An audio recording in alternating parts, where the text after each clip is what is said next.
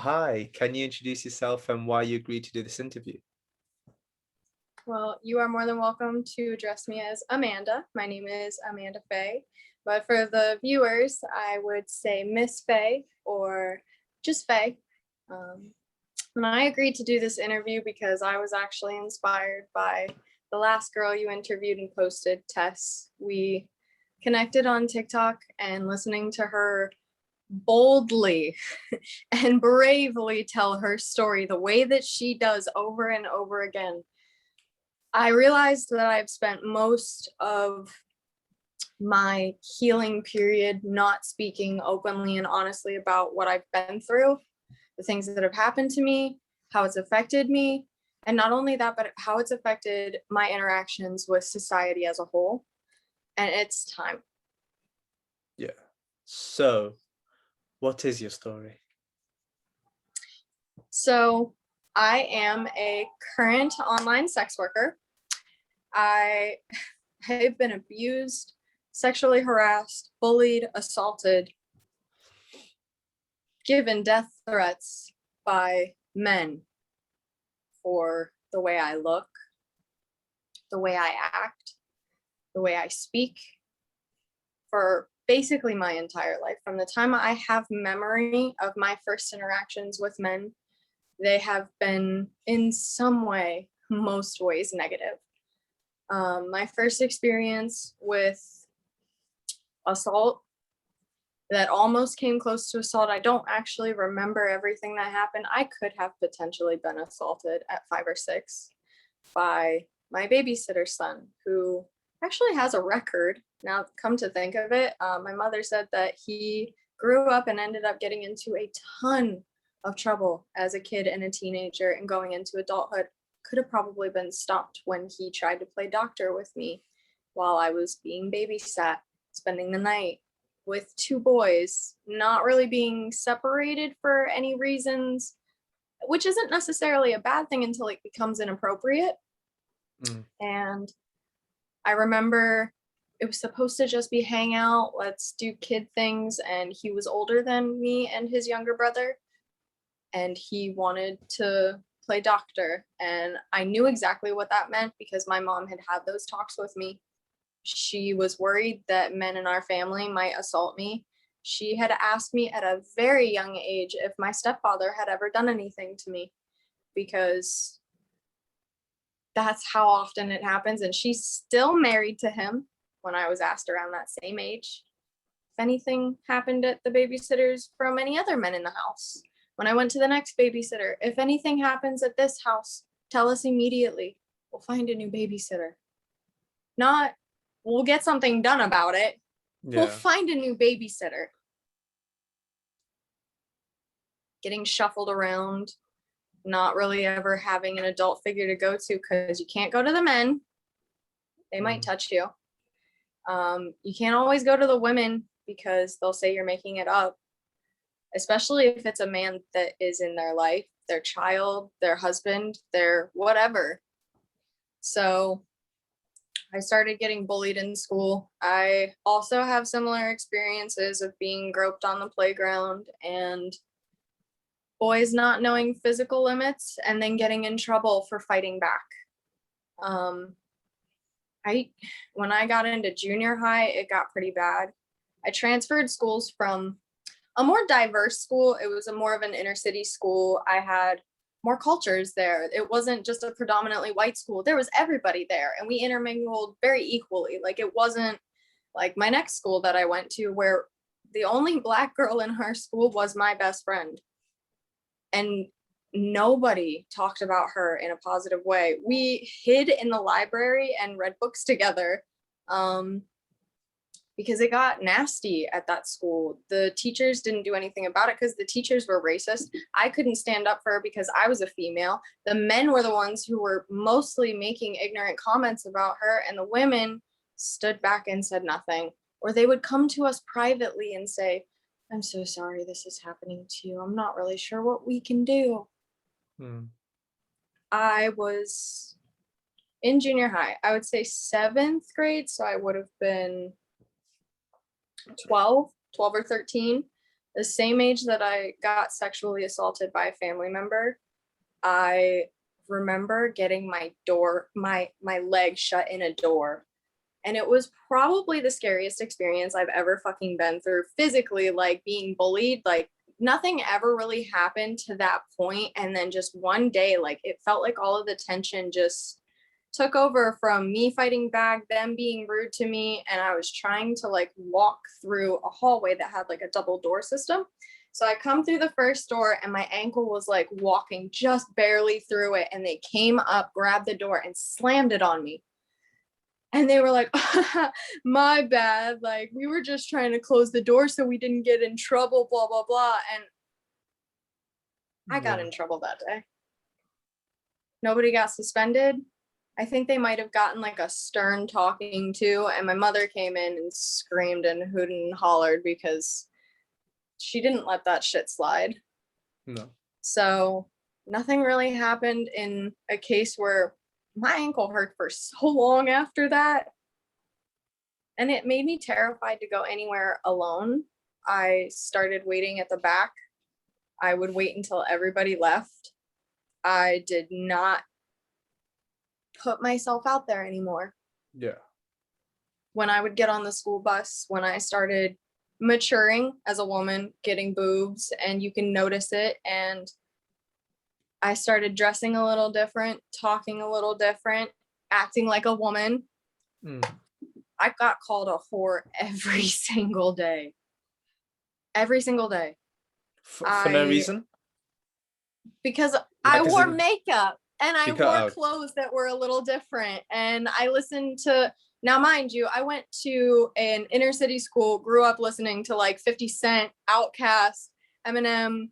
I listened to like Britney Spears and stuff, but like I progressed very quickly to like her mature music at a young age. Like I grew up in a different environment and then transferred to country music.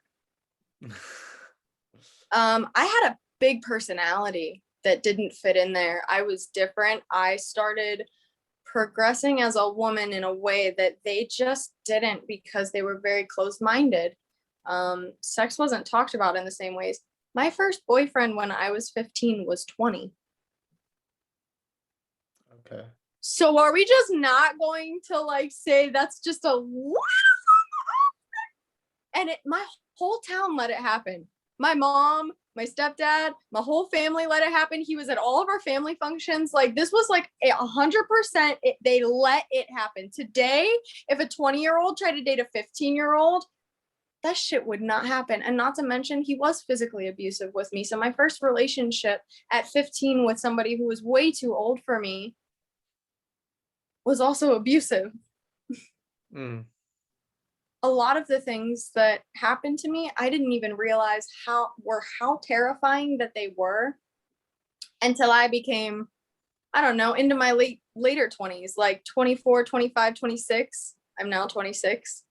I look back on some of the stories that I tell when I was like 18, 19, when we were first getting out of that relationship, and I go, I really joked about all of that. And I was raped and basically kept in my home by my first boyfriend and not allowed to leave.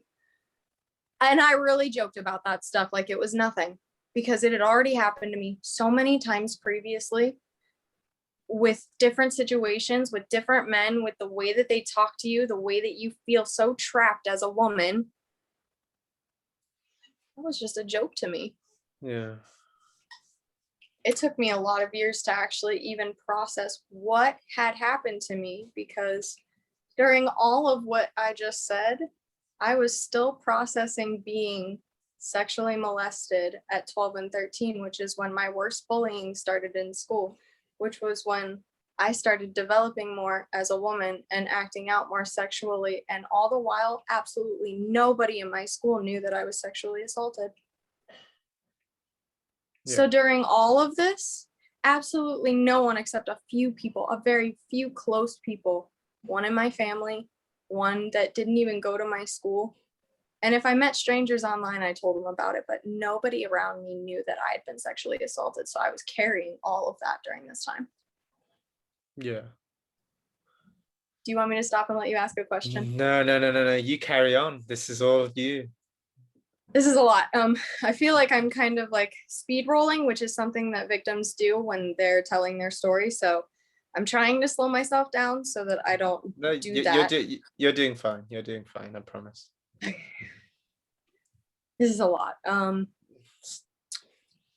Sometimes I forget how much I've been through until I have to tell it in a story form, because it even So, while I'm telling it, I remember more.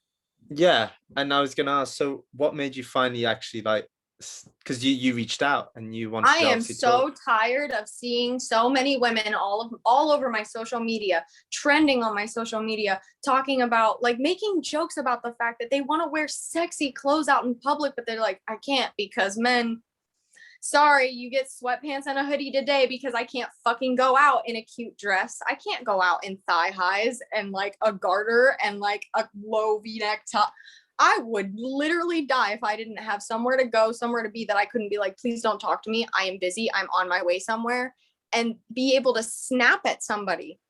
And I shouldn't have to feel like that, because if I could honestly go out and feel like I won't be catcalled from every corner, I won't have somebody try to touch me as they're walking down the road discreetly. Oh, I'm so sorry I bumped into you, but my hand ended up all the way on your vagina. Like, no, I don't want to deal with that anymore. And I'm tired of seeing so many women speak about it and nothing, absolutely nothing feels different.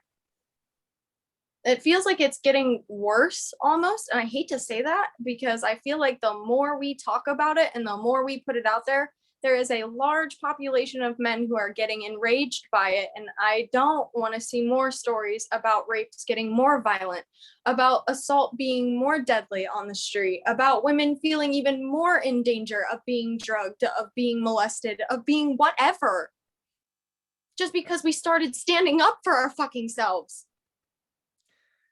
I'm It tired. is, yeah, it is a universal message, because obviously what happened in the UK last week, and you're all the way in the States and you messaged me, so it's obviously something that's, yeah, enough is enough, essentially what you're saying. I can't imagine what it's like being a woman in a country that does not have the things that even both of our countries have, in a Mm. place where they have nothing. Because above all else, no matter what, men will always be on top. So when I think about women around the world, I go, well, I'm really not suffering as much as another woman. I'm not suffering as much as trans women. I'm not suffering as much as Black women. I'm not suffering as much as women with a lower income status than me. At least I can pay to keep myself alone in my home. I don't have to take anybody in.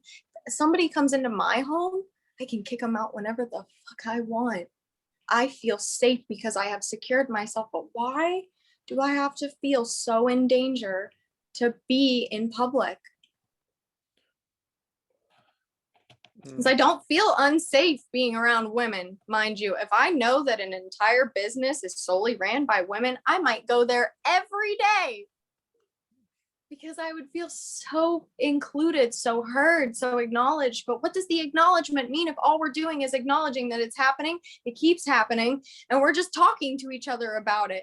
What the hell is the point in another woman acknowledging what I've been through? Why should she have to worry about what I've been through and have to hear another horror story about me or somebody else or her sister or her cousin or her daughter? Why do we have to keep talking to each other when it seems like whenever I've brought this conversation up with men, I have been belittled? I have been asked if it's true or not. I have been asked if I did anything to cause them to want to act like that. I have an entire many of videos of me talking about my last relationship and how I had this talk with him, and it was one of the hardest because it was going on during all of this raising awareness and people starting to like fight back for what's right. And when I brought up my stories about what had happened and why I got mad that he won't make jokes about it being men. Why can't you joke with me about how shitty men are? Why do you feel like you have to defend something so heavily when I have told you so many horror stories? And he's like, because it's just not all men, and I'm not going to agree to something that's not fucking true. Why can't you just stand up for me?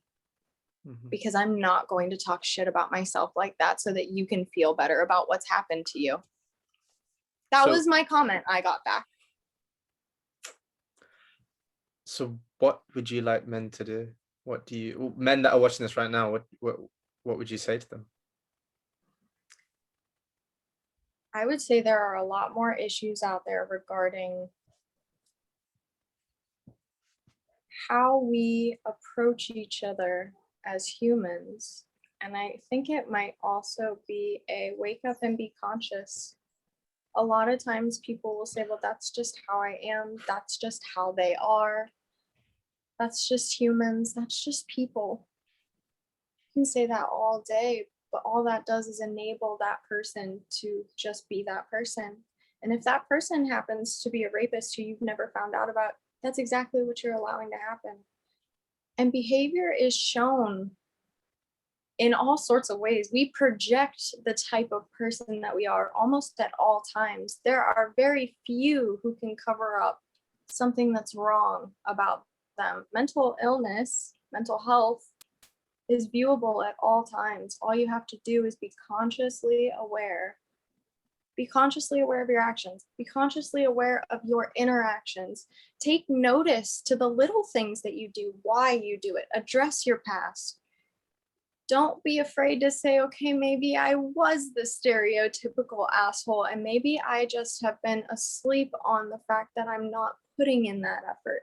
Maybe it's not necessarily that I even noticed it at the time. Maybe I really have been that out of it. Why am I out of it? What's making me feel like this? I just want to keep going. I don't need to focus on this. Why don't you want to connect? Men are raised to ignore emotions, suck it up, be a man. Men don't cry. Don't be a pussy about it. Like,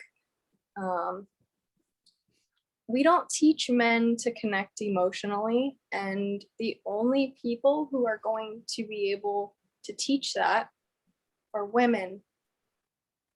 And women also have to take one responsibility and one responsibility alone, and that is that we can never stop trying to teach men how to be that way. It doesn't mean keep the bad ones in your life. It means keep talking. It means keep speaking up for yourself. It means keep standing up for what you have been through, but also knowing this is what it should be and teaching it. Teaching it by acting it in your relationships, teaching it by not allowing that hurt, that guilt, that shame to cause you to do worse things to other people, to cause some men to lose that emotional connection, which causes them to be sometimes this person, this bad energy that women are talking about men. Why we have to say not all men? Because we have to address the fact that there is an energy within men. Regardless of if you feel like you're a good man or not, you're still a man. You still have male energy. You still embody the characteristics and the projection of what we see when we see fear. Acknowledge it. Take your accountability for the fact that regardless of who you are a man. And you are a man first.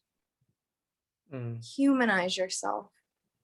Connect with who we are as a physical form, as a physical being. Recognize that we literally live in fear every day just because you are a man. And give us that respect back. Yeah, I will definitely apply that as well. How would you want to finish this interview off? Would you want to leave it on a quote, or was there something did I just stop you from saying something? I'm sorry. No, I was actually going to ask a question. How much free time do you have? How much free time do I have? For this call? For this call, we can carry on right now, as in we're still on recording. Well, there are some other issues regarding women that need to be addressed, which would be... Please, go ahead. My industry, the adult industry, the sex worker Yes. industry, from online to full service, needs to be addressed in a different way, because although people seem to think that we're not essential workers of this society, it is the oldest profession for a reason. It is one that can help teach men how to be these beings that we're asking them to not be. We can teach them. You can utilize our community to teach things that you feel uncomfortable teaching, but we totally feel comfortable opening up and talking about.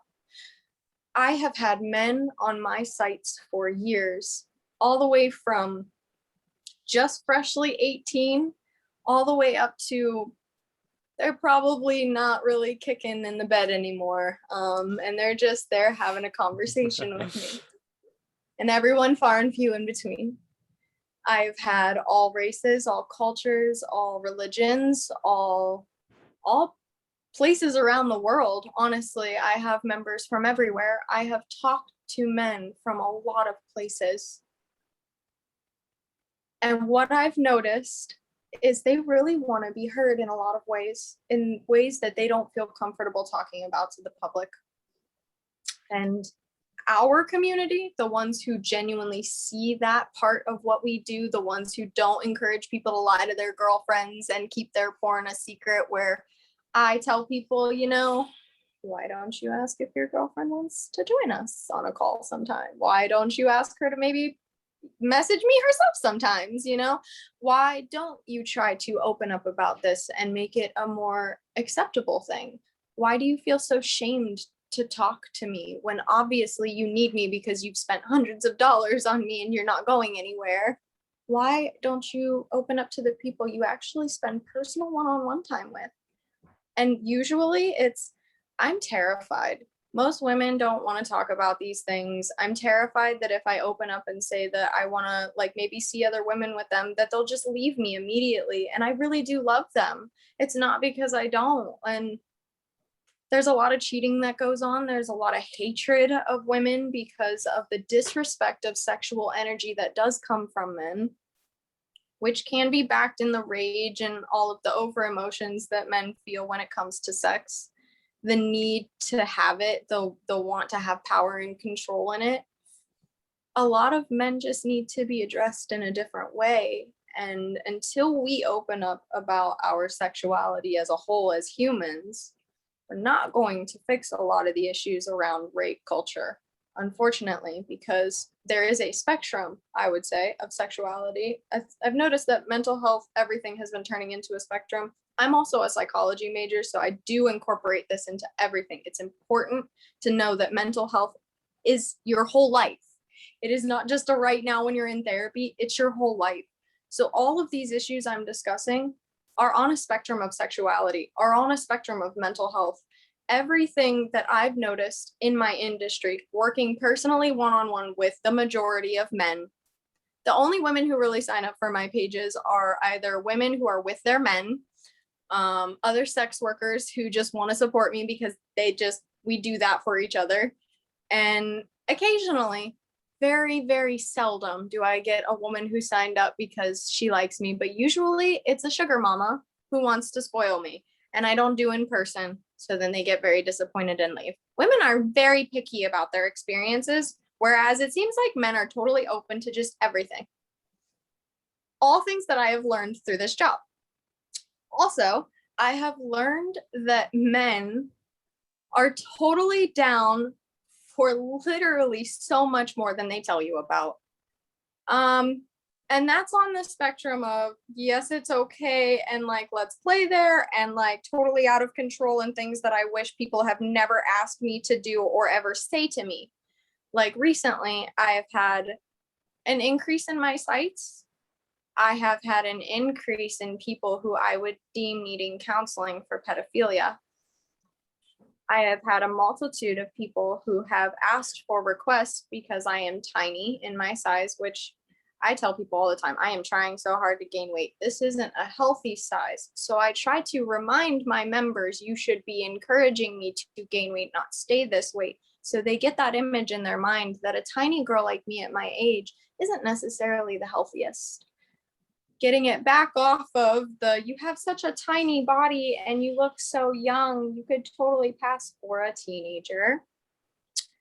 And my few recent requests for the 13 to 14-year-old age, I stopped them and I said, now you do understand that this is a legality issue. And I'm not going to proceed further with this request. And I'm not even entirely sure what to do about this because I don't even know what your real name is. So I'm just going to personally recommend that you maybe go see somebody about this because this is really serious. If you've never made an offense going to counseling, they can't do anything. They can only help you through the actual issue at hand. But it is a larger population of men who do fucked up things than people even realize. And I have experienced all aspects of it. And a lot of sex workers like myself who want to speak out about these things, I know I said I was nervous because you're a man. I'm one, nervous because you're a man. I'm two, nervous because I'm a sex worker. And I know that probably doesn't mean anything to you because I'm going to explain a little bit of this from the full backstory. But as a sex worker speaking out about this, I could be deplatformed at any moment. I could have everything stripped of me and they can just do it off the basis that I'm a sex worker and they don't want me there and I'm inappropriate to their audience. Even if none of my content is inappropriate, even if I've brought in a revenue like I do on TikTok, like I've made money and I've spent money there. So I'm going money both ways for them. I have brought in ads on my old Instagram accounts that have already been deplatformed in the years that I've done this. I've lost 30,000 followers on one and over 50,000 followers on another. And I just recently lost a 16,000 follower one. It's still up, thankfully, but I'm locked out of it because I was speaking up. I'm tired of being deplatformed. I'm tired of speaking up about these things, knowing damn well I've got experience in issues that people need to start addressing honestly. But honesty is not something that humans really like to do anymore. So instead, I have men who come to me dishonestly, privately. They pay me to tell me all of their dirty secrets. And if I don't accept them, they just block me, move on to the next girl who will be willing to take that paycheck for that disgusting feeling because they are at their wits' end. They are tired of the way men are treating them. So if they're going to pay us to mistreat us, well, by God damn, at least they're paying us now. And I can block them whenever I want to. And that's why a lot of people, not just women, trans men, men, all find safety in this platform, this industry of working sex work online and being able to take a paycheck for the mistreatment of men. Take a paycheck and just take back what they are willing to give and just have the power in our hands to say, this is my business. You can go at any time and I'll take your paycheck and let you leave. Yeah. I don't necessarily like doing that. I will actually refund a paycheck before I will let somebody mistreat me. I've lost a lot of fans that way. I've lost accounts because my members got upset because I reported them for something or harassment or whatever, or told them that their request was too inappropriate, it was disgusting, or said that I just wasn't going to be bullied by somebody who doesn't understand that I need to also take care of myself and I need a day off. And so they're harassing me. And by the time I get back, they've sent me 20,000 messages calling me a dirty fucking whore. Why anybody would ever pay for your content. You're so disgusting. I can't believe I ever signed up for this bullshit. You can't even fucking answer back, you dumb bitch. When I tell you, I have actually had people sign up to try and get my accounts deleted. I have had men pay money because they are angry that I stood up for myself because I was tired of the way they were treating me in my messages. Try to get my paid accounts deleted, try to get my social media deleted. They will endlessly harass me and I can't do anything about it. I have to let it go and not say anything because if I even comment back, shut up, I get stripped of my accounts for harassment and bullying. Mm. It's not easy.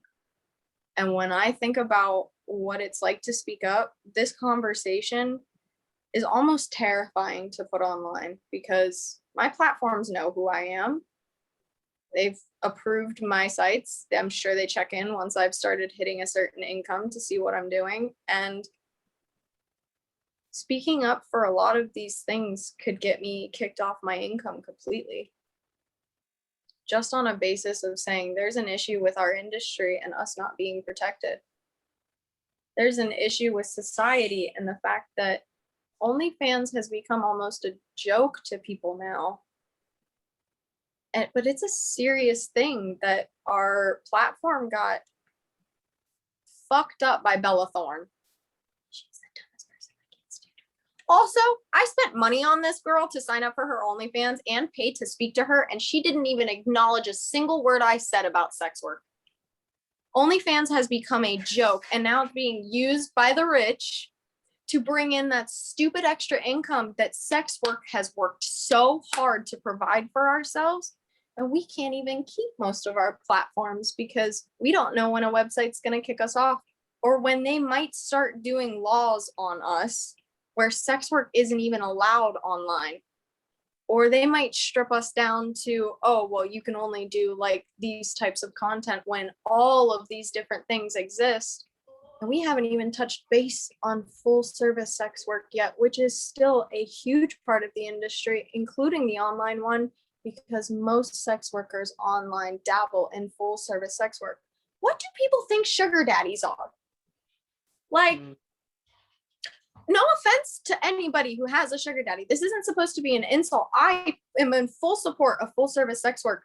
But what does the general society think that being a sugar baby is? You are an escort, a prostitute, a full service sex worker. If you are sleeping with your sugar daddy, doing any sexual favors for him, and somehow, as long as you label it sugar daddy and not escorting, we look at it completely different.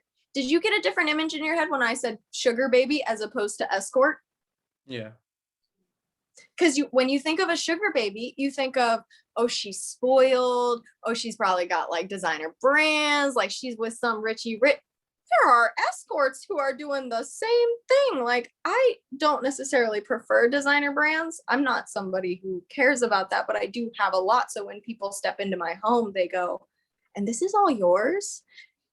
How do you afford all this? And I'm just like, I work for my income. I don't have that much money. I've literally seen sex workers walk out on the street getting their bodies done, like getting full outfit nails, like mani-pedi, like brand new heels, brand new bag, and they're still walking away with thousands in their bag.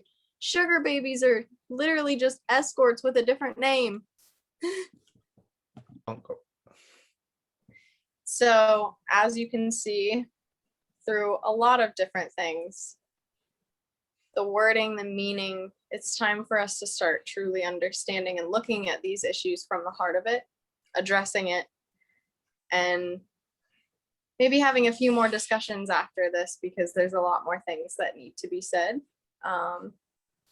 More things that could be understood. And if you can go down a rabbit hole about some conspiracy theory for 3 hours, you can do a little bit of research to find out why sex workers are so worried about our jobs and our platforms. Take some time and do a little extra research for us and learn. Give us the respect and the time of day that you give some weird idea that you found on the internet. No, I like that. And thank you so much. Honestly, thank you for reaching out and thank you for doing this. This is great. And I've definitely learned a lot. I will confidently say that. So again, thank you. Is there Thank anything you you. want to And leave this on? I would say let bad bitches be bad bitches and give us the respect we fucking deserve. Amen. And I hope to speak to you again. No, definitely. I'm going to stop the recording.